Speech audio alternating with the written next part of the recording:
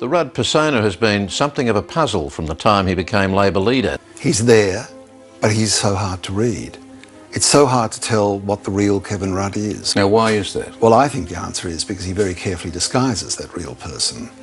And the real person is a very angry person. The truth is that Prime Minister Rudd is deeply flawed.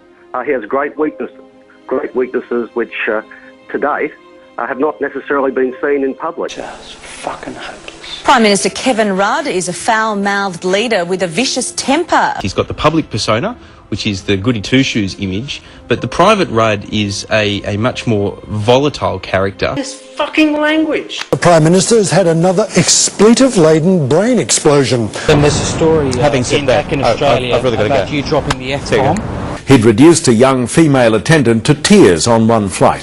The Prime Minister complained sharply about the food provided. Fairly graphic terms about what Kevin Rudd has apparently said to some journalists and others when he walked out of the Copenhagen summit. Kevin Rudd said he didn't care what his colleagues thought.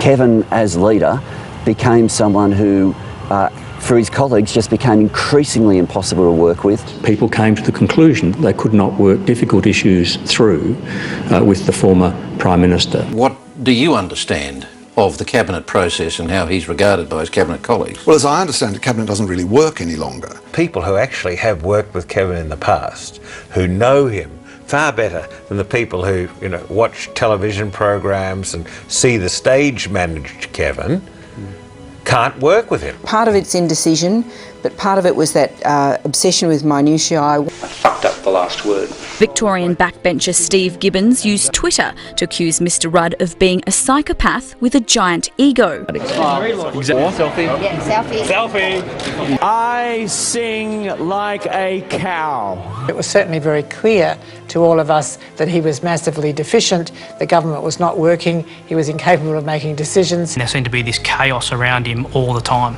I think if anybody ever spoke out against him or questioned a decision he'd made or a thought that he had, you were soon put in deep freeze.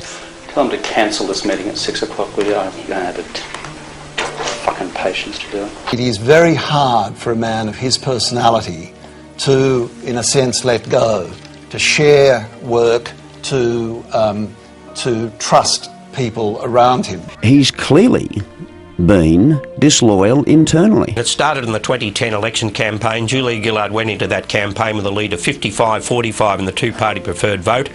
And then there were leaks. Some accused Kevin Rudd directly of that. Those leaks undermined her efforts. Kevin Rudd came back into the conversation. That big lead evaporated overnight and she was forced into minority government. One of the most corrosive things that I've witnessed in public life is when people are seeking to advance a different proposition that the caucus might consider about leadership. I have been in a political contest with the leader of the opposition, but I've also been in a political contest with people from my own political party. Literally within days of losing the job, he'd already begun his campaign. The Prime Minister found herself embroiled in yet another damaging spat over Kevin Rudd. Julia Gillard has come out swinging after another damaging leak about private conversations she had as Deputy Prime Minister. Another damaging leak to veteran journalist Laurie Oakes. Election leaks that almost destroyed the Gillard campaign. Vicious wounds inflicted on the party by Mr Rudd himself. It's personal, implacable, and pursued relentlessly. It's the coward's way to get on the blower with Laurie Oakes and say, I'll tell you this, but you're not allowed to identify me. It's the snake's way. Two important qualities that you need to bring into the parliament when you're a member of a political party are discipline and loyalty. An event last year at the Stag Hotel in Adelaide where Kevin called Julia Gillard a childless, atheist, ex-communist.